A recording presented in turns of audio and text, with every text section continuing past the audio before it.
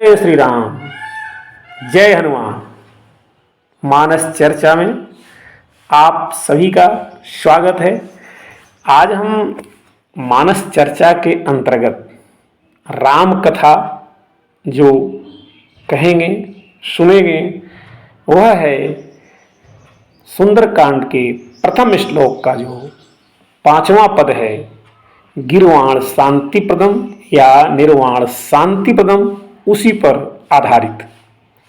पहले हम सुंदरकांड के इस प्रथम श्लोक को सुनते हैं।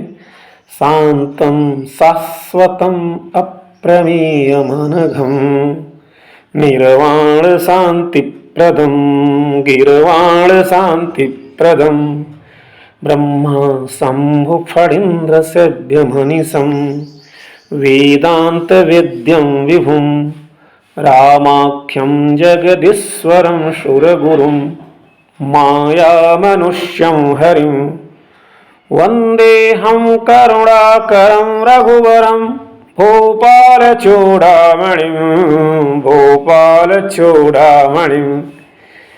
इस श्लोक का 5वां पद गिरवाण शांति पदम या निर्वाण शांति पदम। जब हम इसके अर्थ को करते हैं तो यह ज्ञात होता है कि राम देवताओं को शांति प्रदान करते हैं और भक्तों को मोक्ष देते हैं। इस बात को गोस्वामी जी ने कहा है, असुर मारि थापहि सुरन जब जब नाथ सुरन दुख पायो नाना तनु धरि तुम ही नसायो।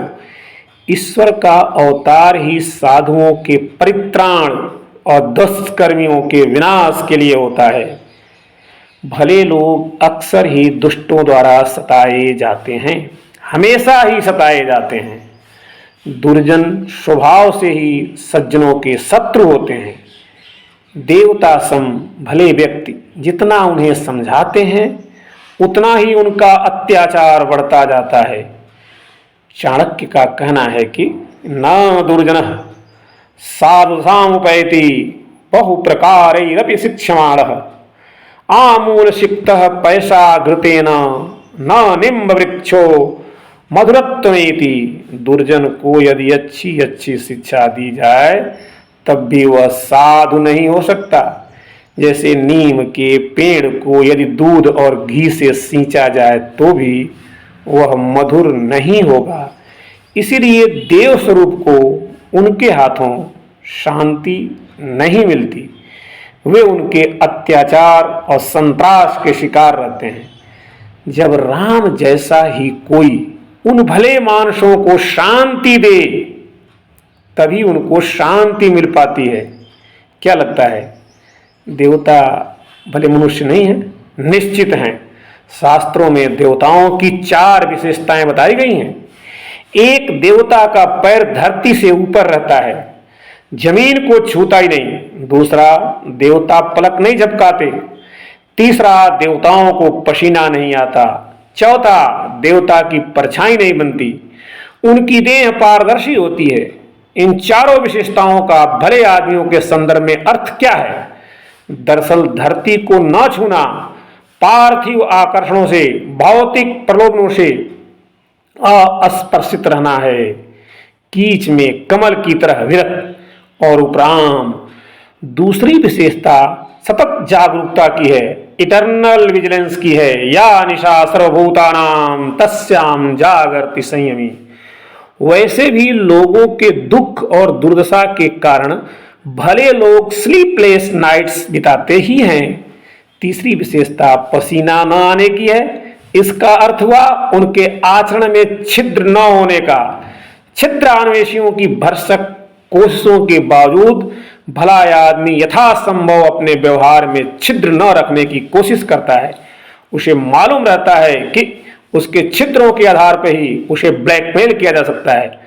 संस्कृत में एक कहावत है, छिद्रस् अनर्था बहुली भवन्ति, यानी छिद्रों के विद्यमान होने पर अनर्थ बहुगुणित हो जाता है। अपने कर्तव्य में छिद्र न छोड़ने वाला इंसान देवता ही है। उसका मन निष्कलुष होता है। वह मैल का न सृजन करता है और न ही उत्सर्जन करता है। उसमें मनोमालिन्य भी नहीं होता। चौथी विशेषता है पारदर्शिता। देवतुल्य आदमियों में कुटिलता नहीं होती, वह ऋजु होता है। जो ऋजु है 180 डिग्री की सरल रेखा वाला है। ऋग्वेद कहता है सुगारितस्य पंथा, ऋत का रास्ता सरल है। सरल आदमी के रथ की वल्गा स्वयं पार्थ सारथी आकर थामते हैं। पारदर्शी आदमी के आर पार देखा जा सकता है, उसमें गोप्य नहीं होता। वह जैसा भीतर है वैसा बाहर है, उसके भीतर सत्व का ही प्रकाश है। वह छायाओं के पीछे नहीं भागता। वह छाया मत छूना मन होगा दुख दूना की चेतावनी का ही नहीं पालन करता। स्वयं भी छायाओं के बारे में, छायाओं के कारोबार में कोई योगदान नहीं करता। प्रभु राम भले लोगों को, देवस्वरूप लोगों को उनके जीवन काल में शांति देते हैं। भले लोगों की प्रकृति रक्षा करती है। भले लोग अपने आसपास किले और दुर्ग नहीं बनाते, वे तो खुले और पारदर्शी होते हैं। दुष्ट लोग इसी का फायदा उठाते हैं, उन्हें तरह तरह से त्रस्त करते हैं। भले लोगों को उनकी दुर्संधियों और कपटपूर्ण चालों का भान भी नहीं होता, लेकिन तब वे क्या सर्वथा असुरक्षित हैं, डिफेंसलेस हैं?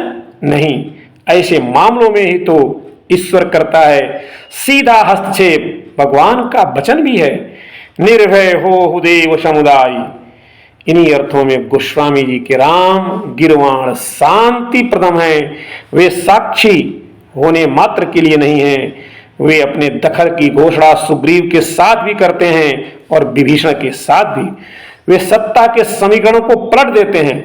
ईश्वर गज की मदद करता है और द्रौपदी की भी। वह दृढ़नारायण भले लोगों की, सरल अबोध और निश्चल लोगों की मदद के लिए दौड़ा चला आता है। जब वे सहज विश्वासी लोग अपने प्रति हो रहे क्रूर षड्यंत्रों से अनजान अपने सत्कार्यों में दत्तचित्त लगे रहते हैं, तब उनके कमजोर कोनों को ढकने का काम वही ईश्वर करता है। ईश्वर घोषणा करता है करऊं सदा तिनके रखवारी, जिमि बालक राखई महतारी। यह कहा जा सकता है कि सिर्फ गिरवाण शांति प्रदम ही क्यों कहा गया। राम तो साधु और असाधु दोनों को ही गति देते हैं। निर्वाण तो वे दुष्टों को भी देते हैं। राम राम कहि तनु तजहि, पावहि पद निर्वाण। मारीच के प्रति तो राम की विशेष करुणा रही। जिस तरह से अहिल्या को उतारा, उसी तरह से ताड़का को भी। दीन जान तहि निज पद दिन्हा। लेकिन फर्क यह है कि अहिल्या को उन्होंने जड़ से चेतन किया और ताड़का को चेतन से जड़ कर दिया। साधु को जीवन में शांति देते तो असाधु को मरने के बाद, साधुओं को जीते जी शांति मिलती है तो असाधुओं को मरने के बाद शांति मिलती है। रावण का यही भरोसा तो है, प्रभु सर प्राण तजे भव तरऊं। इसीलिए प्रत्यक्षतः तो देवताओं को ही शांति प्रदान है। बार बार राक्षसों से परेशान देवता विष्णु के पास पहुंचते हैं, शिव के पास पहुंचते हैं, शक्ति के पास पहुंचते हैं, ब्रह्मा के पास पहुंचते हैं। देवताओं को परेशान होना ही है, लेकिन राम सरीखे लोग उनका सतत आश्वासन है। गोस्वामी तुलसीदास जी के गिरवाण शांति प्रदम का एक और महत्वपूर्ण आयाम है। गिरवाण देवता हैं, लेकिन देवता और दैत्य कोई अलग अलग रेस प्रजातियां नहीं हैं। जैसे कुछ स्वनाम धन्य बताते हैं कि ब्राह्मणवादी संस्कृति के लिए राम कथा चलती आई है, जबकि यह नहीं बताते कि ब्राह्मणवादी संस्कृति एक महापंडित महाब्राह्मण रावण को ही राक्षस क्यों बताती है।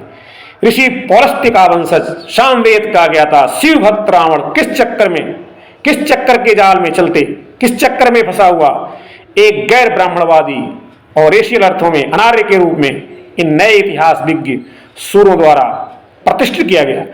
ये वे ही जाने। हमें तो राम अवतार, उनके पूर्व के अवतारों के समय से चले देवासुर संग्राम के अनेकानेक प्रसंगों का ही विस्तार नजर आता है। निश्चर का अर्थ तो शिव जी के मुख से सुनिए। गोस्वामी तुलसीदास जी ने बालखंड में जिसकी घोषणा किया था, बाढ़े खल बहु चोर जुआरा, जे लंपट पर धन परदारा। मानहि मातु पिता नहीं देवा, साधुन सन करवा वहीं सेवा, जिनके यह आचरण भवानी, ते जानहु निशिचर सब प्राणी। ये है निशाचर। जे लंपट पर धन पर दारा, बाढ़े बहु खल पाढ़े खल बहु चोर जुआरा। जे लंपट पर धन पर दारा, मानहि मातु पिता नहीं देवा, साधुन सन करवा वहीं सेवा, जिनके यह आचरण भवानी, ते जानहु निशिचर सब प्राणी। ये सब निशाचर हैं। जो निर्वाण शांति प्रदम शब्द मिलता है, हम थोड़ा उस पर विचार करें। हिंदुओं में निर्वाण ब्रह्म से सायुज्य है, जन्म मरण के चक्र से मुक्ति, सुख दुख पीड़ा वेदना आदि से मुक्ति, सच्चिदानंद ब्रह्म में सारूप्य मोक्ष की प्राप्ति।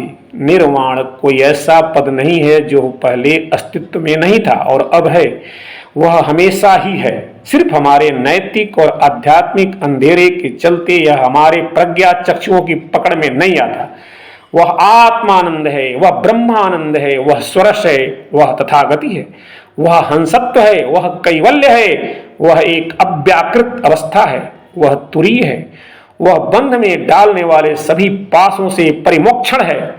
जब तक पास है जीवन पशु है, जब तक पास है तब तक इंसान पशु है, जब तक पास है तब तक जीव पशु है। उससे मुक्त होने को ही निर्वाण कहा गया है। यहाँ इस प्रसंग में ध्यान रखने योग्य यह बात है कि सुंदरकांड में जहाँ हनुमान जी जानबूझकर मेघनाथ द्वारा पास में फंस जाते हैं, वहीं गोस्वामी जी ने याद किया कि हनुमान जी तो उस हस्ती के सेवक हैं जिसे जपने से भव बंधन कट जाते हैं।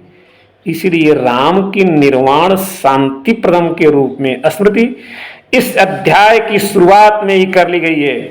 जो विपासन और विमोचन, मुक्तकरण और अनाबंधन की पूजा करता है, वह हनुमान जी के चिर स्वतंत्र स्वभाव से आश्वस्त रहता है।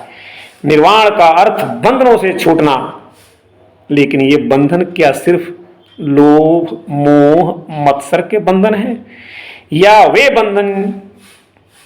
बंधन जो देश काल और गुरुत्वाकर्षण के रूप में इस संसार में जन्म लेते ही हम पर आरोपित हो जाते हैं।